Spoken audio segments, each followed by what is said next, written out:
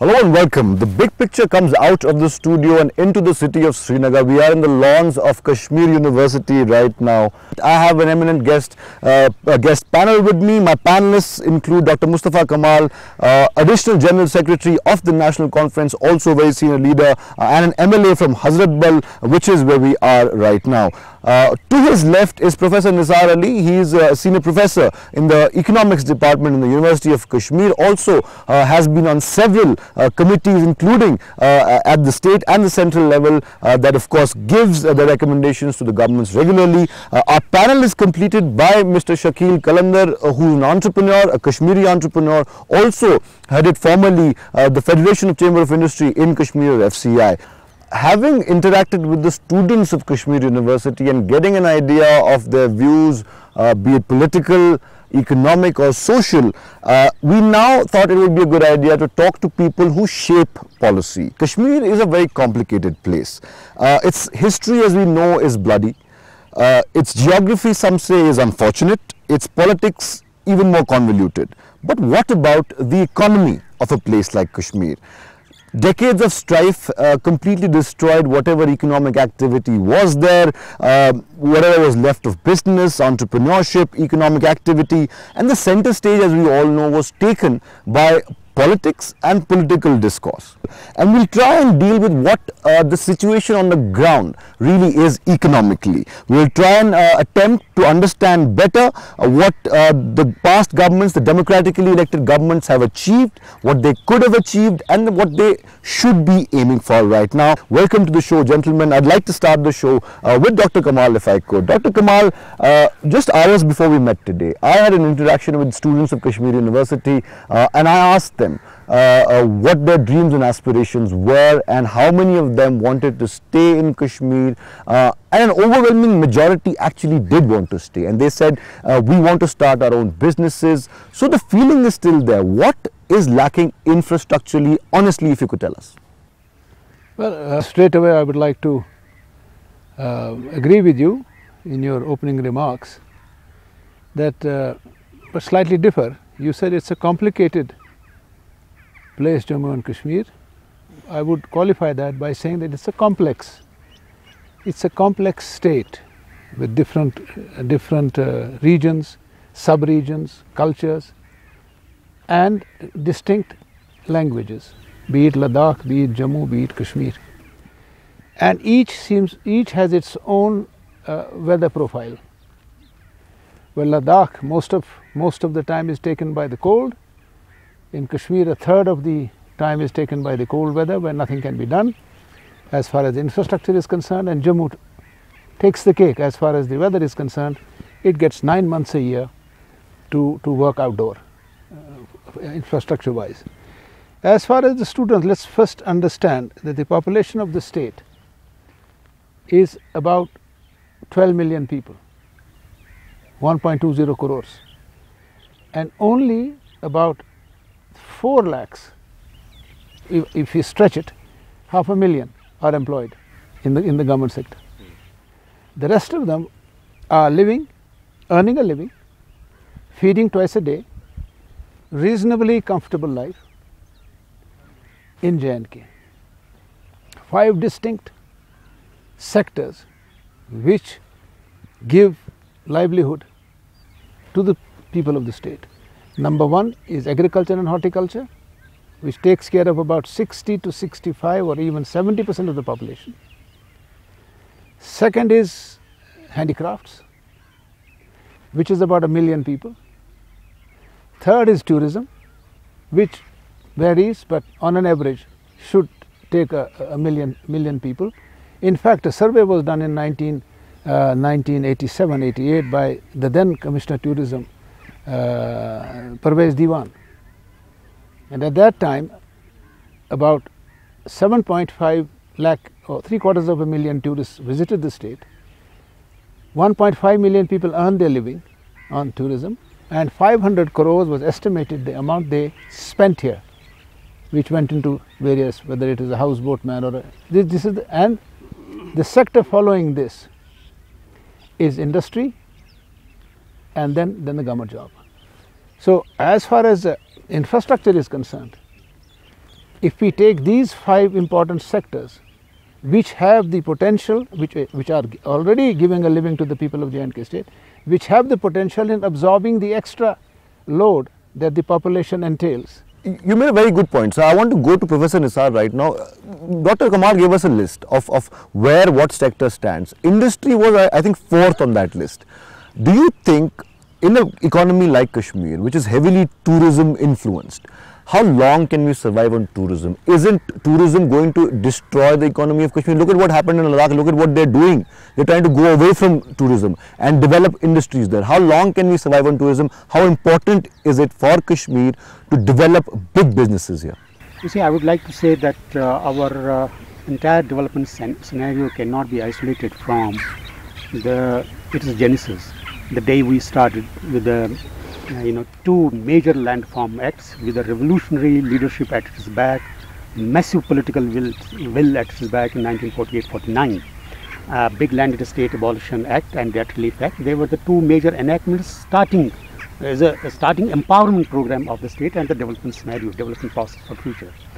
But unfortunately, in 1953, that political thing that happened, we lost that political will which was behind that Naya Kashmir manifesto, which had envisaged J&K state to emerge as industrialized with agro-based industries and all that. So thereafter, I think we had 2 options. I don't know willfully or otherwise whether decision makers knew at that time or not. We had 2 options to pursue: growth-oriented strategy of development or market-oriented strategy of development. As on date today, 2012. And what do we do? We are importing as much as 96% of the commodities that we consume. And financially we are dependent to the tune of 82%, and our local kit is just 18% or 20%. So tourism is contributing to our state domestic product just 8%. And tourism of state is a brand, it's a name. Even if Kashmir becomes a desert, North Americans and Europeans will never believe for 50 years Kashmir is a desert, because it is a brand. But unfortunately, J&K state has not been able to use this brand because they didn't go beyond Gulmarg and Pahalgam, which are 2 tourist destinations known outside J&K state or in the world. We have identified recently 50-55 dream destinations and tourism destinations, but unfortunately there is no infrastructure and government has a bottleneck of resources. Therefore, we have to open it up, and we made some constitutional amendments. We have to open it up to public and private partnership so that infrastructure comes up in these destinations. Right. And one is this particular sector. I personally feel, as a student of economics, if this particular sector exploits its full potential, I don't think we need to open up other sources to lay hands on. I think we need to get Shakeel Saab into the discussion. Your opening remarks. First of all, do you agree with what Professor Nissar just said? Also, being an entrepreneur, briefly if you could you give us certain points or certain features that you would like to see in Kashmir now that things are a little better and people seem to be taking a lot more interest in the economy? Yes, before that I would just put some points here, that immediately after 47, the government here, they had made a manifesto and emphasis was put on the lines of national manifesto. But that manifesto was shattered in 1953, and after that we have the complex situation politically. So whatever industrial revolution or agricultural revolution you witnessed throughout the country, it didn't reach to us till 1975, and no industrialization was there. Government thought till 1975 government would think that industry could also be developed in the state sector. So not many PSUs were developed by that time, but it was in 1975 that first policy on private industry came in, and government here allowed private entrepreneurs to take up entrepreneurship as their career. So but unfortunately we got only 14 years, and it takes 5 to 7 years to establish a unit, and after that if somebody had started in 78 or 80, so immediately after he would have gone into production, a turmoil, in fact, started here. But now, we have to take a break right now. But before we take a break, tell us very briefly, being an entrepreneur, the kind of challenges you face infrastructure-wise, infrastructure bottlenecks he mentioned as well, and otherwise. Very briefly, we have to go into break. We'll come back after. You see, as I told you, we have not seen the fruits of industrialization. So with industrialization, our infrastructure would have come. The first and foremost thing is power, and we never ever thought of investing in power. No medium or long-term investment was made in the hydroelectricity that we had the potential of, and so all other industry, it revolves. I think it is a very pertinent point, and I like to come to Dr. Kamal on this, especially considering that the whole of India is facing a power shortage. But that's after the break. Don't go anywhere. We'll come back with my three esteemed guests, and we'll talk about the power sector and the hydroelectric power generation potential of the Jammu and Kashmir state. Don't go anywhere. Keep watching The Big Picture.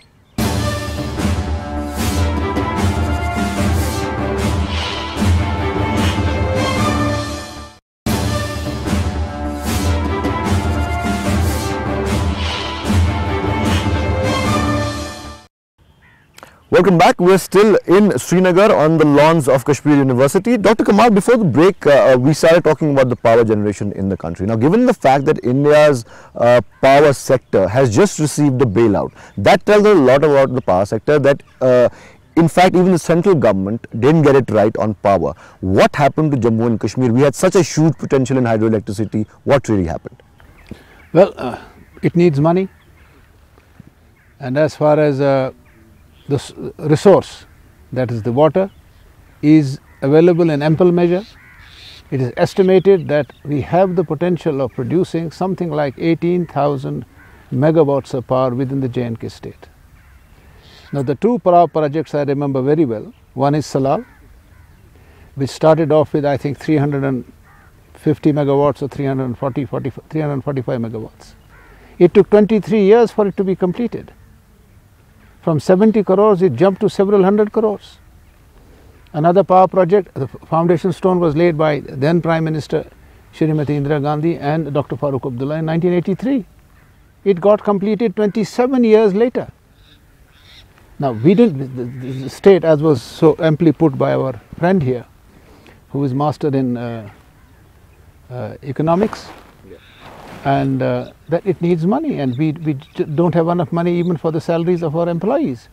So it needs money, which we don't have, but we have set an example, the state has set an example of within its own resources, from the plant funds that Government of India gives us as our share of the national kitty. The Baglihar came up in 5.5 years. The Uri 2 came up in 5.5 years because it was, like you said, PPP. It was foreign participation with a partnership. That came up in time. So the money should be there, and this should go by this PPP mode. I am 100% sure if those two power projects could be completed in time, because they had the expertise from foreign countries, well-known names in the world. Right. Now, if that is applied, the power scenario not only in the country but in the state will change. Number one. And at this time, whatever power is being produced from the power projects of J&K state, the National Power Corporation, Hydroelectric Power Corporation, NHPC, is 50% earnings of NHPC are from power projects of J&K state. Let me put this question to Professor Nissar. PPP, is that the correct model for J&K, since you are a professor of economics, or do you think privatization completely would be beneficial? Let me go to power scenario itself. You know, when National Conference government came in '96, hats off to the then finance minister, we made 6 budgets, and my considered opinion was that power is a fundamental infrastructure. Unless we overcome this bottleneck, we won't be able to change the development scenario of the state.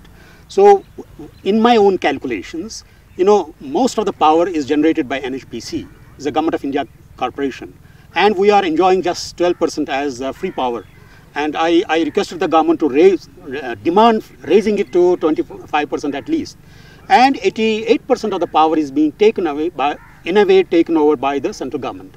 So therefore, we lack this. It is a permanent that way in a permanent bottleneck.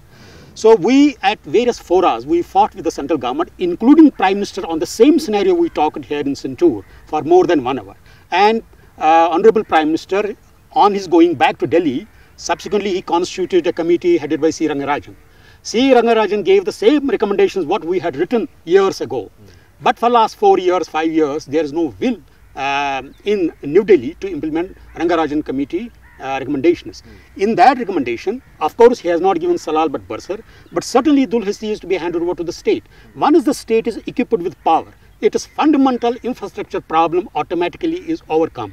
And this will attract not only overseas investment, it will attract domestic investment. You know, the corporate sector, which was giants over here yesterday, they cannot risk their investment unless they are assured 365 days, 220 voltage power. Fair point. We'll take your point. Well, we'll come to Shakeel Qalandar right now. Is power the only impediment in the state's progress? What about other problems as well? What problems do entrepreneurs like you face? Be it SOPs from the government, be it subsidies. What is the wish list that industry has in Kashmir? No, see, power we have to take as an industry. Right now, we purchase and sell power like any other commodity. So power would have given us revenue that could have been utilized for other developments, for your roads, for whatever infrastructure you needed in the industrial development. But I'll correct my friend Mustafa Kamal Saab. In the recent conference held in this university, that was the International Hydro Conference, they put the potential of J&K hydroelectricity at 25,000 megawatts. But I believe it is much more than that, because we have not added the micro and IPP mode these powerhouses, and with that it will go beyond 30,000. There's no doubt about that. But straightforward, I should blame central government for this power mess, because they have never ever thought in 65 years the state has harnessed only 2,400 megawatts of power, and 1,680 megawatts of out of that 2,400 megawatts are being harnessed by NHPC for their own benefit. State is not getting any benefit. State this time is only harnessing 758 megawatts, including Bhagliar, of which we have to release some of it. We have to have debt servicing to the tune of 50%.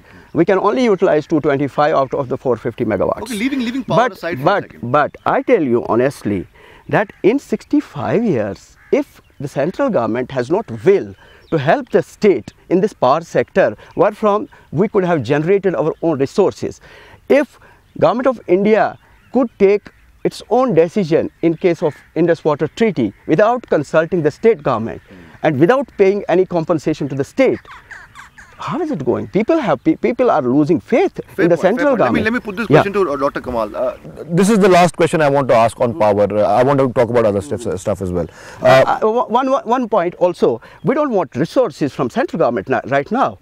We only wanted policy, and this government has given in 2001. Policy is there. You're saying out. You're saying and if you bid all these powerhouses, people are coming. Fair point. We got your point, Shakeel Saab. Dr. Kamal, there is this feeling I get from this discussion and otherwise as well, that the relation between the centre is still very centre and the state is still very tenuous, and there is a feeling that the centre could have done far more than it has already done. Do you think the centre missed the boat and missed the bus in shaping a concrete instead of a vague policy towards J&K? Well, two examples are before us. It was Rajiv Farooq Accord, which promised 1,000 crores to be pumped into the JK economy. But that didn't happen as far as my information is concerned. And whatever developments we are seeing in the infrastructure sector or the power sector or the tourism sector or the agriculture sector or the industry sector has come up after 1975. There was no tourism before 75. So centre has been what is called has not been straightforward in dealing with the problems of J&K state with regard to its development. I mentioned example of two power projects that were executed by NHPC that should have been completed in 3 to 4 years. One took 23 years, the other took 27 years. Then the problem with Pakistan of Indus Water Treaty, every time a power project is being conceived by the state government, there are impediments put in its operation. And like you very rightly said, we had problems with the center. They have not come fully forward to develop the state as far as the infrastructure is concerned. And the 5 sectors I mentioned: agriculture, horticulture, tourism, handicrafts, industry, and employment. Investment in these sectors, if it is done, and one of the main investment in these sectors is power, especially for the industry, or modernization of agriculture, or horticulture, which is already giving us 4,000 crores of earning to the horticulturists. And similarly, if New Delhi really comes with an open heart, this is the first time we have had Tatas and Birlas after 1977. If you remember, the clock tower in Lal Chowk was given by Bajaj. Right. The owner, Mr. Bajaj, the senior Bajaj, who is no longer Rahul Bajaj, came here on Sheikh Saab's when he went to Calcutta and Bombay to woo the industrialists. And they came up. Look at Kathua, that Birla spinning mill. That also came in Sheikh Saab's time before 1953, of course. Your Kartholi, so many examples. So many examples. Yeah. So New Delhi seems to have withdrawn. On that note, Dr. Kamal, I'd like to take another break. I think what we do get from this particular segment is that the centre has always had some sort of, they've kind of missed the boat in these past 20 years, and they could have perhaps done a little better. We'll talk about that and more. I want to talk about in the next segment policy prescriptions. I have a professor of economics standing here, I have a senior politician, and I have an entrepreneur. I think this is the best possible panel we can do. We'll take another small break on the big picture right now. When we come back in this particular special episode from the university launch, we'll talk about policy prescriptions that our panel can suggest to make economy in Kashmir, to give it a boost, what the government can do and what the state government can do, and what people inside Kashmir also can do. Don't go anywhere, lots more to come on the big picture.